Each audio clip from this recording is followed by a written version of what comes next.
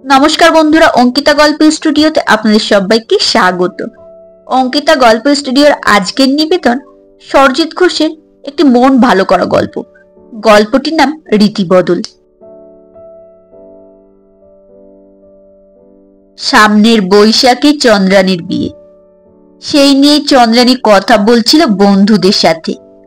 বন্ধুদের মধ্যে রয়েছে তপস্যা, মঞ্জুশ্রী, সায়ন্তিকা, নন্দিতা। চন্দ্রানী ওর বিয়ের কেনাকাটার গল্পই বলছিল।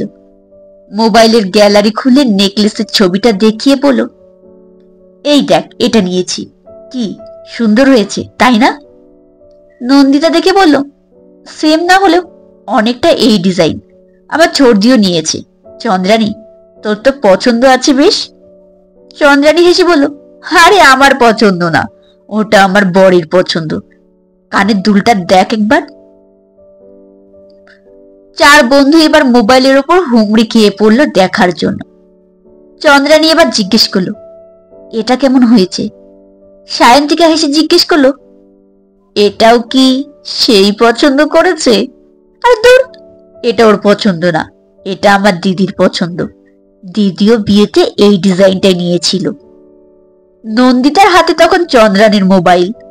গ্যালারি থেকে ছবি সরিয়ে দেখতে গিয়ে নন্দিতা বলে উঠল, ও মা, কি সুন্দর শাখা বাঁধানো গুলো রে।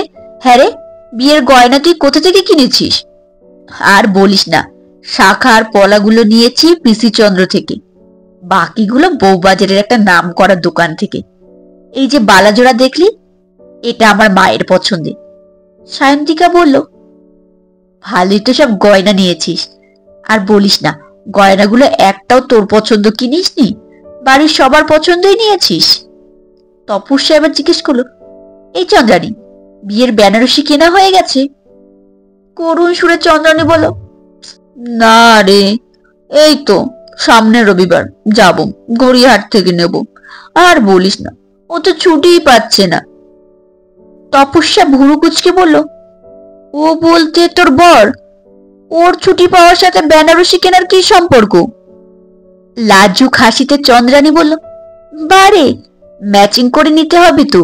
তাছাড়াও বলেছে বেনারসিটা ও পছন্দ করে দেবে, লাল রঙের বেনারসি নেব। চন্দ্রানীর কথা শুনে নন্দিতা বলল, বিয়েতে লাল বেনারসি ভালো। তোর বড় কি লাল পাঞ্জাবি পরবে বিয়েতে? আমি বলেছি লাল ধুতি, না হলে লাল পাঞ্জাবি। তবে বর বলেছে বিয়ের পাঞ্জাবি ওর যেটা পছন্দ হবে, মানে ওর পছন্দই ও পরবে। মঞ্জুশ্রী এতক্ষণ পরে মুখ খুলল, এই চন্দ্রানী, বিয়ে করছিস তুই, অথচ বিয়ের অত সব গয়না একটাও তোর পছন্দের না? এমনকি বিয়ের বেনারসিটা পর্যন্ত তোর বর পছন্দ করবে? তাহলে তোর পছন্দটা কি? তোর পছন্দে তো কিছুই হচ্ছে না। কথাগুলো শুনে চন্দ্রানী তখন হাসছে। চন্দ্রানীকে হাসতে দেখে সায়ন্তিকা বলল, মঞ্জুশ্রী তো ঠিকই বলেছে, বিয়ে তোর, অথচ তোর মতে কিছুই তো নেই। এই প্রথম কোনো মেয়েকে দেখলুম যার নিজের মতে কিছুই নেই। তুই সে আদিকালের মেয়ে হয়ে রয়ে গেলি। তারপর একটু মজা করে জিজ্ঞেস করলো সায়ন্তিকা, এই চন্দ্রানী, বরটাকে তোর পছন্দ তো? বরকে পছন্দ করার কথা বলতে চন্দ্রানীর মুখ লজ্জায় রাঙা হয়ে উঠল। ও তোর কি যে বলিস তোরা, তবে এটা জানি, আমাকে আমার বরের খুব পছন্দ। মঞ্জুশ্রী একটু ঠোঁট কাটা। চন্দ্রানীর কথা শেষ হতে না হতেই বলে বসলো, তোকে যদি এতই পছন্দ, তাহলে তোর পছন্দে বিয়ের পাঞ্জাবিটা নিল না কেন? এই আবদারটা তো রাখতে পারতো। অথচ দেখ, তুই কিন্তু ওর পছন্দের বেনারসিটাই নিচ্ছিস। তোর পছন্দকে সম্মান জানানো উচিত। চন্দ্রানী কিছুক্ষণ চুপ থেকে হেসে বলল, তোরা যেটা ভাবছিস সেটা নয়। আমার পছন্দকে সম্মান জানিয়েছে বলেই তো তোদের এই আদিকালের মেয়েটা বিয়ের নিয়মটাকে একটু বদলে দিয়েছে। জানিস তপস্যা, চন্দন সত্যিই ভালো ছেলে। চন্দনের সাথে আমার প্রেম করে বিয়ে নয়, দেখাশোনা করি।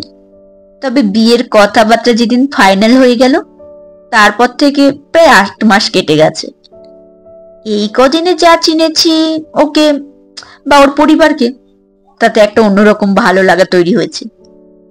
একদিন কথা প্রসঙ্গে চন্দন আমাকে জিজ্ঞেস করলো, বিয়ের এই যে এত নিয়ম রীতি, এগুলো তোমার কেমন লাগে? বললাম, দারুণ লাগে, তবে একটা নিয়ম আমি মানব না, বিয়েতে কন্যাদান করার ব্যাপারটা বড় অপছন্দের। আমার কথা শুনে চন্দন জিজ্ঞেস করলো, আচ্ছা, বিয়ের কোনো একটা নিয়ম যদি বদলাতে বলা হয় তাহলে কোনটা তুমি বদলাবে? আমি তখন হেসে বললুম, সে আমি চাইলে কি বদলে যাবে, নাকি আমার মতে সব কিছু হবে? তার চেয়ে বরং না বলাই ভালো। ও শুনে বলল, তুমি আমার স্ত্রী হতে চলেছ, সারা জীবনের সঙ্গিনী হবে তুমি। আমাকে বলে দেখতে পারো, আমাদের বিয়েতেই না হয় সেই নিয়মটা বদলাবো। ও যখন এতটা জোর দিয়ে বলল, সাহস নিয়েই বললুম, বিয়ে করে নিয়ে যাওয়ার যে রীতিটা, সেই রীতিটা একটু বদল হোক। বর বেশে বিয়ে করতে না এসে কোনেই যাক বরের বাড়িতে বিয়ে করতে। আমার খুব ইচ্ছে, আমি যাব বিয়ে করতে, যদিও জানি এটা কখনোই সম্ভব না। আমার কথা শুনে চন্দন তখন চুপ হয়ে গেছে। কিছুক্ষণ পর হেসে বলল, আরে ব্যাপারটা কিন্তু মন্দ নয়, আমি রাজি আছি। এতে আরো একটা নিয়ম দূর হবে, বিদায়ের কনকাঞ্জলি রীতি। তুমি যদি মন থেকে এটা চাও তাহলে আমি এই রীতিটা মানার জন্য বাড়িতে বলবো। তারপর দুই বাড়িতে কথা বলে এটাই ঠিক হয়েছে, আমি কনের সাজে কন্যা যাত্রী সহ বিয়ে করতে যাব। বিয়ের অনুষ্ঠান একটাই হবে, দুই বাড়ির সকল আত্মীয় স্বজন একসাথে থেকে বিয়ের অনুষ্ঠান সম্পন্ন হবে। সেক্ষেত্রে অনুষ্ঠান হবে একটাই। চন্দ্রানীর মুখ থেকে কথাগুলো শুনে সকলেই তো হতবাক, সবাই সবার মুখের দিকে তাকিয়ে আছে। সায়ন্তিকা জিজ্ঞেস করলো, সত্যি কি এই নিয়মটা হচ্ছে, নাকি মজা করে বলছিস? তাহলে আমরা তোর বিয়েতে যে যাব তা কোন বাড়িতে যাব? চন্দ্রানী বলে উঠল, জাস্ট ওয়েট মা। তারপর ব্যাগ থেকে বিয়ের কার্ডটা বের করে বলল, নে পড়ে দেখ, বিয়ের বাসর আর বিয়ের প্রীতিভোজের অনুষ্ঠান কোথায় হচ্ছে। বিয়ের কার্ডটা খুলে নিমন্ত্রণ পত্রটা সকলেই পড়তে থাকে। সকলের চোখে মুখে তখন অন্যরকম আনন্দ। চন্দ্রানীর পছন্দকে সম্মান জানাতে বিয়ের একটা রীতিকে বদলে দিয়েছে দুই পরিবার। এটাই কি কম বড় কথা? যে নিয়ম বদলালে কারো কোনো ক্ষতি হয় না, সে নিয়ম বদলে নিলে ক্ষতি কি? বিয়ে মানে কি শুধু দুজন মানুষের মনের মিল? বিয়ে মানে আত্মীয়তা, সেখানে দুটো পরিবারের মতের মিল, মনের মিল, সকলে সকলকে নিয়ে একসাথে ভালো থাকার মিল।